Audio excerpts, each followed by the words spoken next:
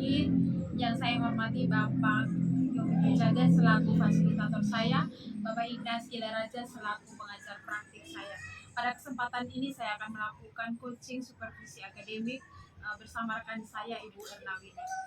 Pada kegiatan kali ini saya akan melakukan kegiatan perdana dari coaching supervisi akademik, yaitu pra observasi.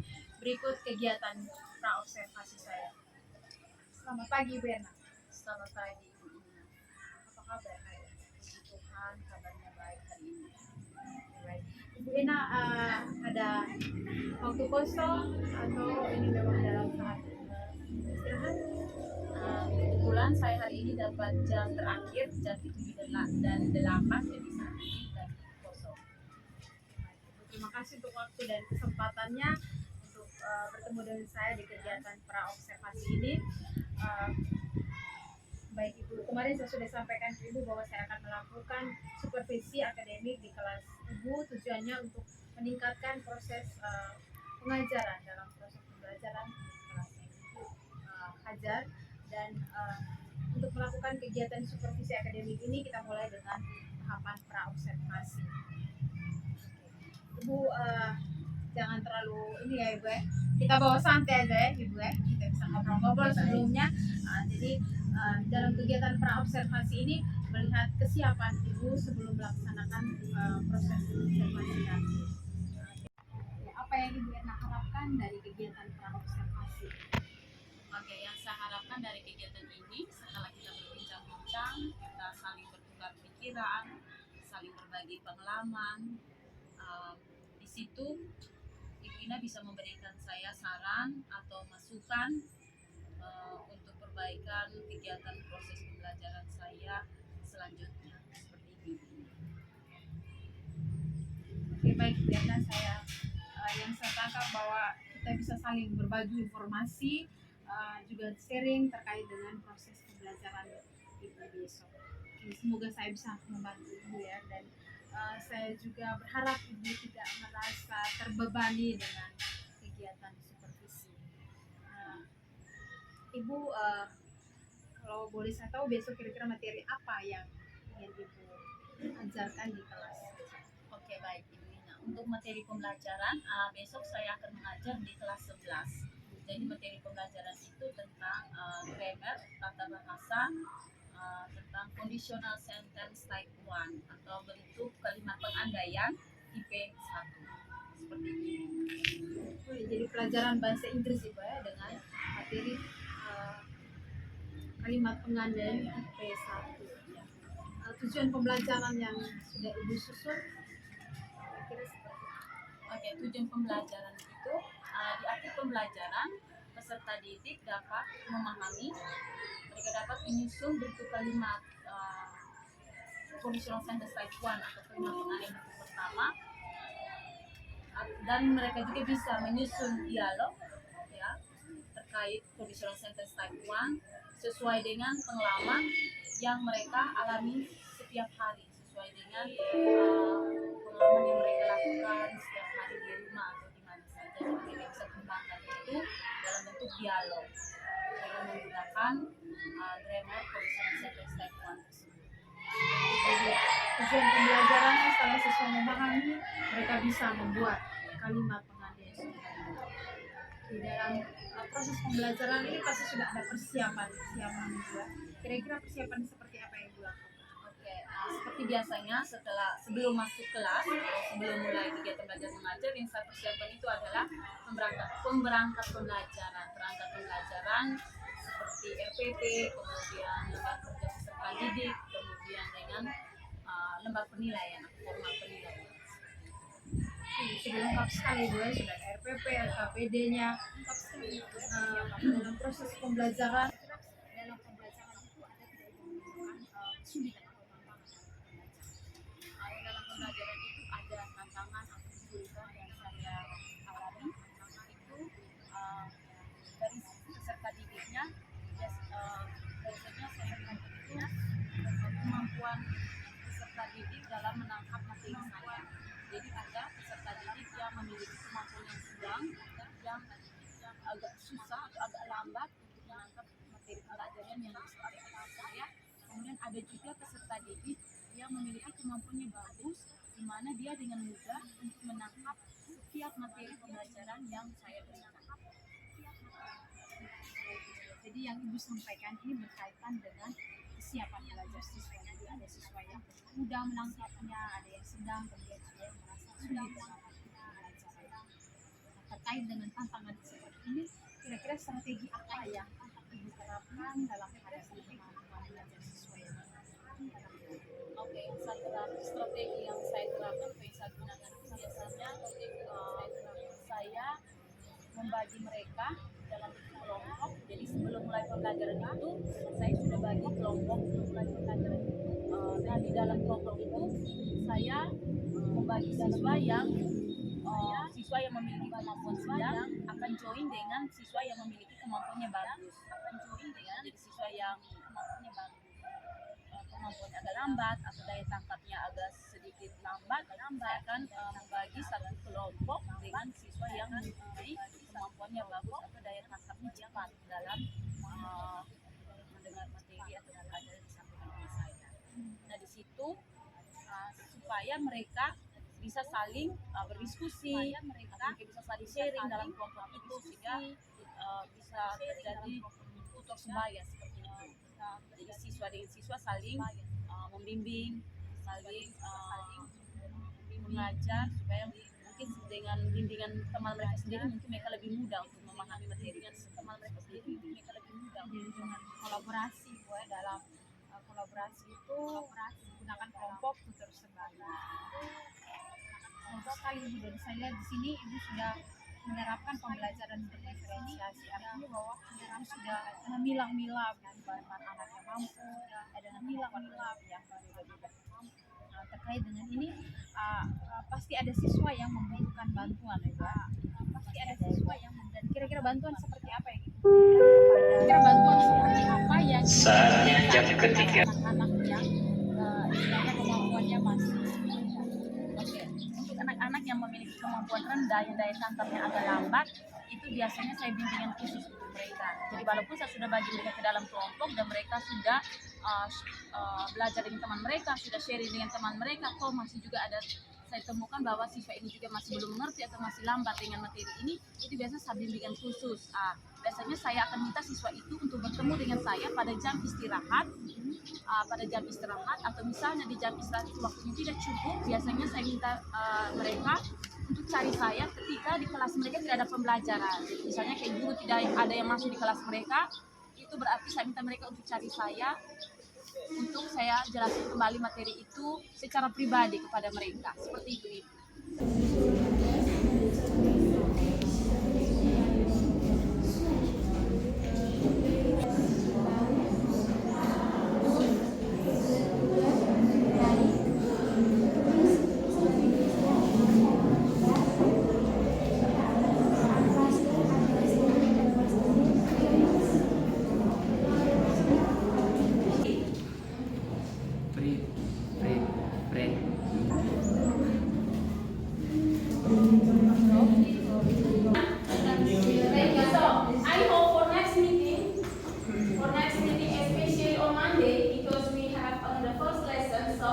We have vocabulary tests like this. Okay, so for next meeting you can prepare yourself as good as possible.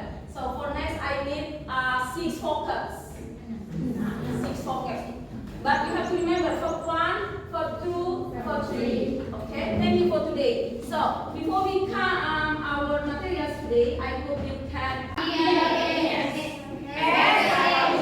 hati-hati, simple present itu memang tensesnya sangat mudah karena itu basic tenses ya. But it has many functions ya. Jadi dia punya fungsinya itu banyak dan dia punya aturan itu banyak sekali. Walaupun dia sederhana, simple, tapi dia punya artinya tuh meluas ya, karena dia punya rumusnya itu ada dengan dia punya aturannya. Misalnya verb one itu memang sudah tahu bahwa simple present kami pakai predikatnya menggunakan verb one, tapi di verb one ini harus ditambah lagi dengan apa? S, F, I, S. Itu harus diingat ya. Jadi untuk simple present di if clause kemarin yang kita pakai tensi simple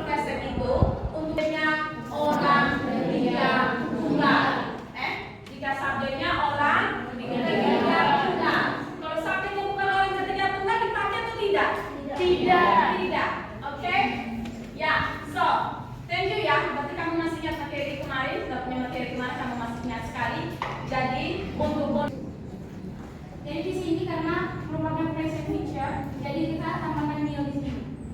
Jadi now one will like that boy.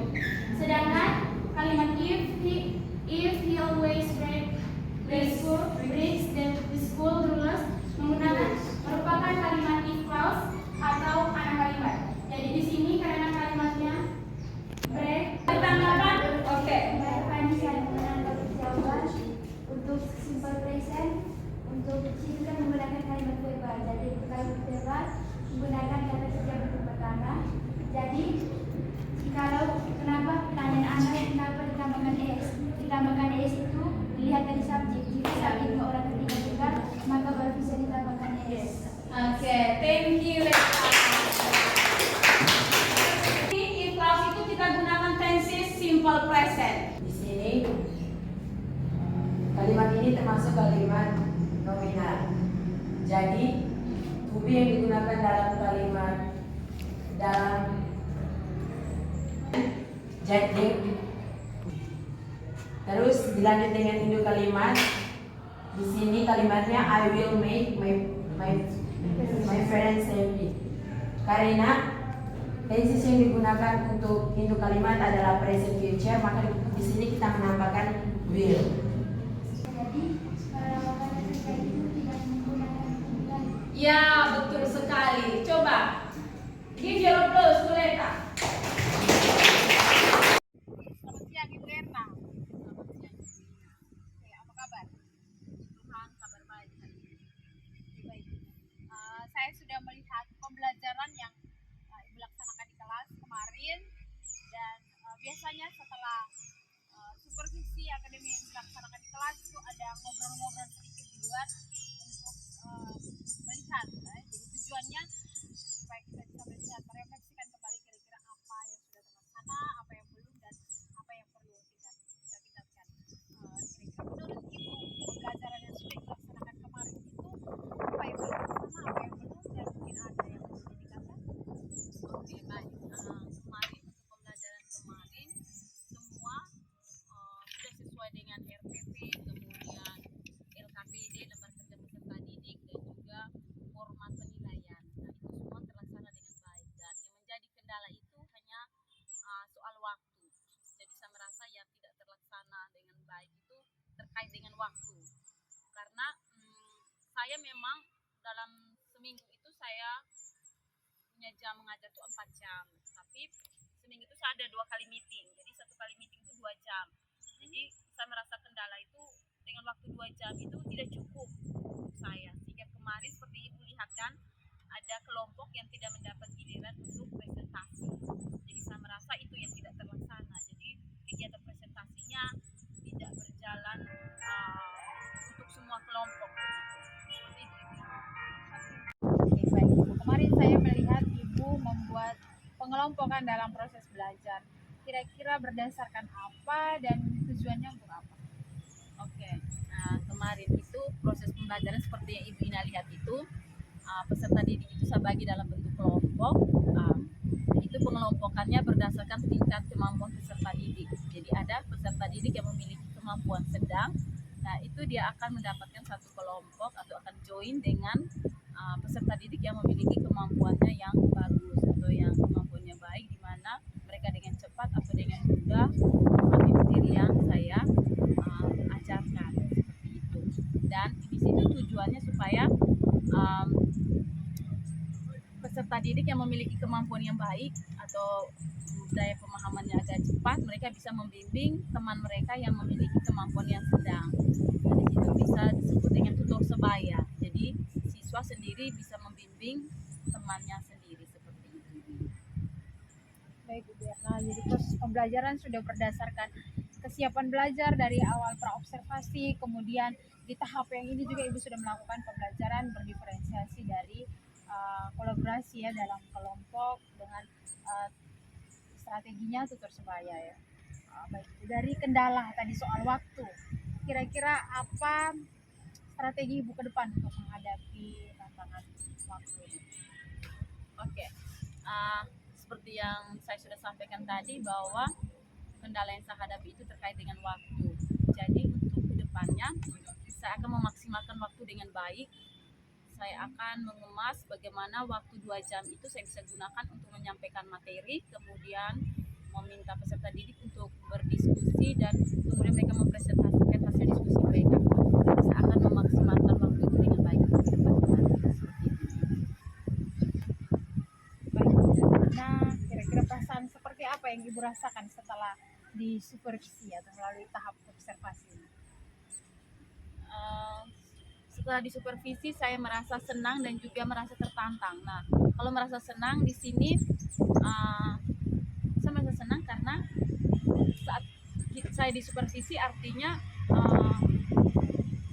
Vina bisa melihat sendiri dan bisa menilai bagaimana proses pembelajaran saya di kelas. Nah, di sini Vina bisa menilai apakah ada kekurangan ataukah ada kelebihan dalam proses pembelajaran saya. Nah, kalau tidak ada orang yang menilai, saya tidak akan tahu di mana letak kekurangannya saya.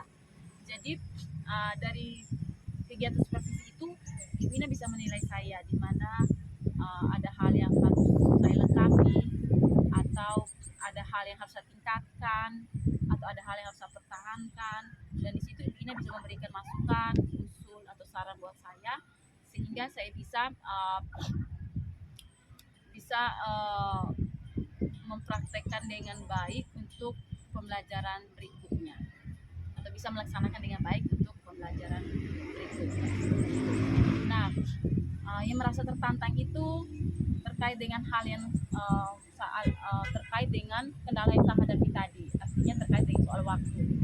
Nah, saya merasa tertantang bagaimana saya bisa mengemas waktu 2 jam itu supaya proses pembelajaran saya bisa berjalan dengan baik. Semua peserta didik itu bisa mendapatkan kesempatan untuk presentasi, sehingga tidak ada peserta didik yang tidak mendapat giliran seperti itu.